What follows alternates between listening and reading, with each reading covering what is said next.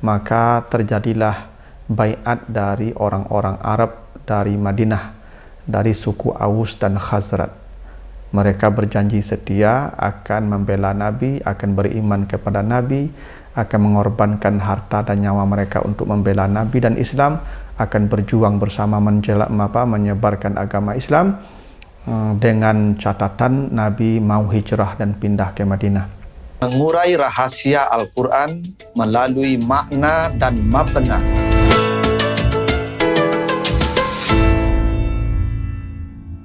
Assalamualaikum warahmatullahi wabarakatuh. Alhamdulillahirabbil alamin. Assalatu wassalamu ala asrafil anbiya'i wal mursalin wa ala alihi wa ashabihi ajmain. Para pemirsa program Makna dan Mabna yang dimuliakan Allah, kembali kita lanjutkan bahasan kita tentang bangunan dan struktur kata dan kalimat di dalam Al-Quran, serta makna dan pesan di balik bangunan dan struktur kata dan kalimat di dalam ayat-ayatnya tersebut. Kali ini kita akan bahas surat Al-Fat, surat yang ke-48, ayat yang ke-10. Ya, surah Al-Fat, ayat yang ke-10. Kita baca ayatnya. Auzubillahi minasyaitonirrajim. Innal ladzina yubayyi'unaka innama yubayyi'unallah. Yadullahi fawqa aydihim. Faman nakasa fa innama yankusu ala nafsihi. Wa man awfa bima ahada alaihullah fasayutihi ajran aziman. Orang-orang yang membaiatmu, berjanji setia kepadamu, sesungguhnya mereka berjanji setia kepada Allah.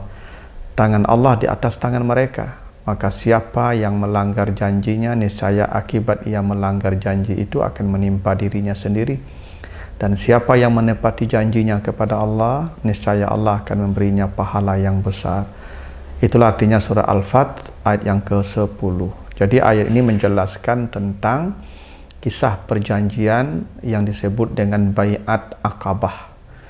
Jadi di musim haji tahun ke-12 kerasulan dan tahun ke-13 kerasulan, maka terjadilah baiat dari orang-orang Arab dari Madinah, dari suku Aus dan Khazraj. Mereka berjanji setia akan membela Nabi, akan beriman kepada Nabi, akan mengorbankan harta dan nyawa mereka untuk membela Nabi dan Islam, akan berjuang bersama menyebarkan agama Islam, dengan catatan Nabi mau hijrah dan pindah ke Madinah. Baiat Aqabah ini terjadi dua kali. Pertama di tahun 621 atau tahun 12 kerasulan, yang itu 12 orang, 10 Khazraj dan 2 Aus. Kemudian terjadi lagi tahun berikutnya, tahun 622, tahun 13 kerasulan, yang jumlahnya 73 orang. Dan setelah itu baru Nabi hijrah ke Madinah, setelah mendapat kepastian bahwa mereka akan berjuang bersama Nabi, membela Nabi, mengorbankan seluruh harta dan jiwa raga mereka untuk membela Islam. Maka Nabi hijrah ke Madinah, dan hidup di Madinah bersama mereka, berjuang menyebarkan agama Islam bersama mereka. Dan inilah kemudian yang menjadi atau yang disebut dengan kaum Muhajirin dan Ansar. Jadi Muhajirin itu yang hijrah bersama Nabi dari Makkah, dan Ansar inilah orang-orang yang dari Madinah yang datang membaiat Nabi, dan mereka terdiri pada suku Arab, Aus dan Khazraj. Nah, secara redaksional ada beberapa hal menarik dari ini. Pertama, Allah mengatakan wa man aufa bima ahada alaihullah. Siapa yang menyempurnakan janjinya dengan Allah. Jadi di sana ahada alaihullah. Nah, secara gramatikal itu semestinya kata alaihu dibaca kasrah alaihi. Karena memang dalam sistem sintaksis Arab, kalau ada ya sakinah, ya yang mati, maka harakat huruf setelah ya sakinah itu adalah kasrah untuk takhfif namanya. Walaupun aslinya alaihu. Jadi memang aslinya alaihu. Hu itu damir hu itu memang aslinya hu. Dia menjadi hi kena takhfif saja. Ya, karena untuk meringankan bacaan. Karena kasrah dengan ya sakinah itu menjadi ringan. Alaihi. Kalau alaihu menjadi berat, karena dhamma itu arah harakat yang berat namanya. Maka disebut dhammah. Dhammah itu artinya berkumpul. Kalau berkumpul itu artinya berat. Maka dia menjadi tanda rafa. Dhammah itu salah satu tanda rafa. Karena rafa itu artinya tinggi. Ya, di atas sesuatu yang tinggi, yang di atas itu kan berat. Kita kalau ke tempat yang tinggi itu kan berat. Tidak mudah mencapai tempat yang tinggi, berat. Makanya harakat dhammah, harakat yang berat. Nah, pertanyaannya, kenapa Allah tidak mengatakan wa man aufa bima ahada alaihillah, tapi bima ahada alaihullah, dan ini satu-satunya alaihu dalam Al-Quran. Coba para hadirin perhatikan nanti, alaihi, semuanya alaihi, alaihi, alaihi, alaihi, karena takhfif namanya, ringan. Kasrah dengan ya sakinah itu ringan. Makanya tidak dikatakan alaihu, tapi alaihi, satu-satunya alaihu, ya ini di surah Al-Fat ayat yang ke-10. Kenapa begitu? Pertama, karena konteksnya berbeda. Pertama, perjanjian Bai'at Aqabah itu adalah perjanjian yang berat. Sangat berat. Karena bai'at banyak. Tapi Bai'at Aqabah itu yang paling berat. Kenapa? Terjadinya di tengah malam. Orang kafir Quraisy mengintai. Kalau ada yang tahulah itu ketemu Nabi, orang-orang Aus dan Khazraj di Aqabah itu, mereka akan dibunuh dan dipenggal lehernya di malam itu. Karena ini perjanjian yang teramat berat, maka diberikan harakat yang paling berat, yaitu dhammah. Alaihu bima wa ma, kata Allah, wa man aufa bima ahada alaihullah. Karena ini perjanjian yang berat, terjadi di malam hari, di bawah hunusan pedang, maka Allah kasih harakat yang berat. Alaihu, menunjukkan beratnya perjanjian itu terjadi. Dua, karena ini perjanjian yang langka. Karena di masa itu tidak ada yang berani membaiat Nabi. Ini baiat pertama dalam sejarah.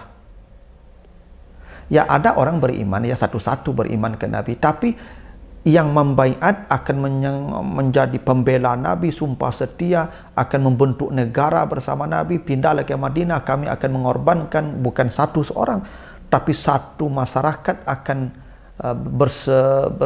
akan berjanji setia bersama Nabi.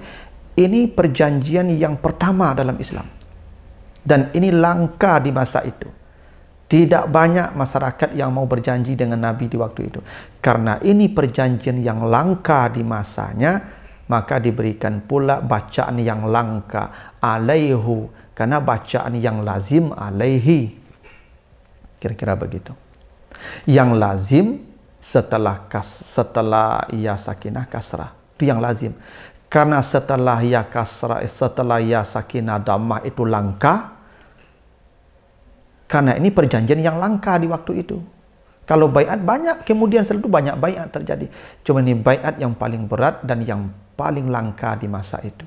Karena diberikan pula harakat yang langka, dhammah setelah ya sakinah. Tiga, karena konteksnya menyempurnakan janji. Aufa bima ahada alaihullah. Aufa itu menyempurnakan janji. Menyempurnakan janji itu berat.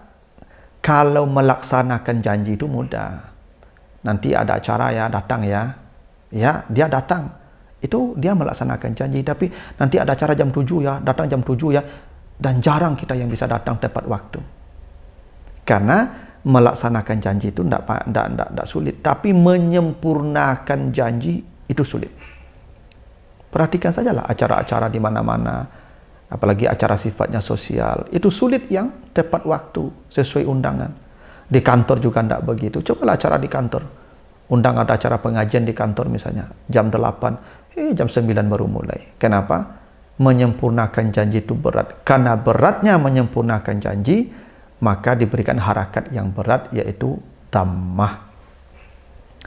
Nah, karena itulah Nabi setelah menaklukkan kota Makkah, jadi kan hijrah 8 tahun kemudian kota Makkah takluk.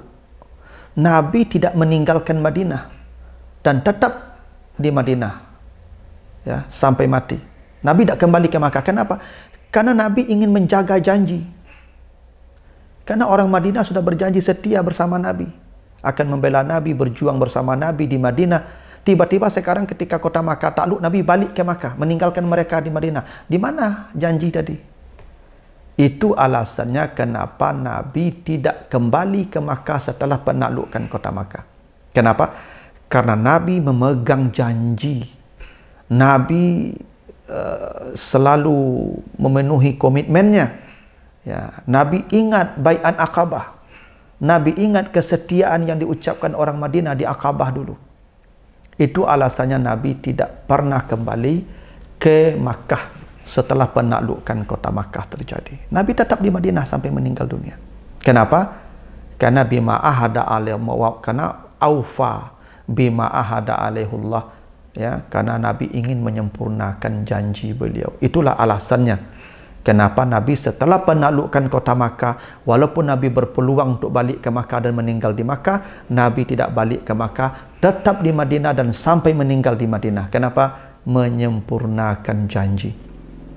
Nabi ingin kasih contoh ke kita bahwa menyempurnakan janji itu tidak mudah, berat. Dan Nabi ingin kasih contoh, beginilah cara menyempurnakan janji.